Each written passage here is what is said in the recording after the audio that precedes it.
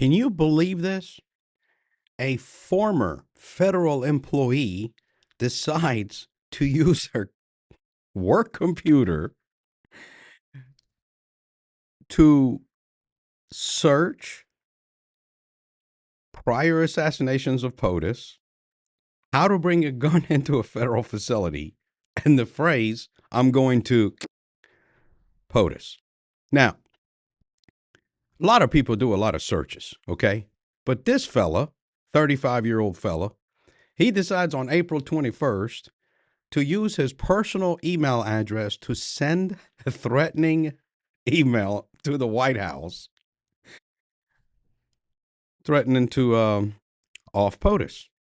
Well, of course, on May 3rd, 2026, he gets picked up by the Department of Justice, and he's being charged federally. But let me explain something to you. With the way that the culture has become in the United States, you would literally think a federal employee, a former FAA employee, would know better to do that.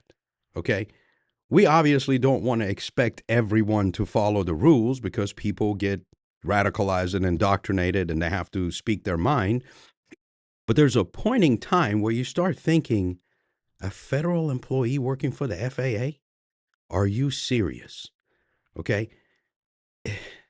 This is getting way out of hand. Listen, you and I, the normal people, look at things, the person is just venting, they're upset about something. But the reality is, these people sometimes take it too far. And you have to be vigilant about that because depending on how they're getting radicalized and how bad they get indoctrinated, some people just can't help themselves.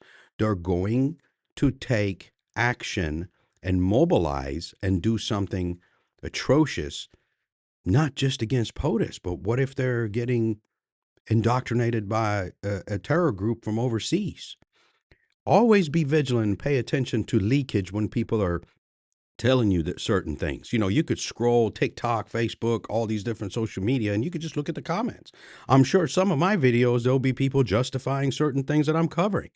It is what it is. But there's a point where everyone has to pay attention. And if you know someone who's doing that, remember the old saying, if you see something, say something. You don't want to sleep at night having that on your conscience that you saw something, didn't say anything about it, and it ended up costing people's lives. Thanks for watching. Make sure you share, like, follow. You know what I'm talking about. And be safe out there and be vigilant.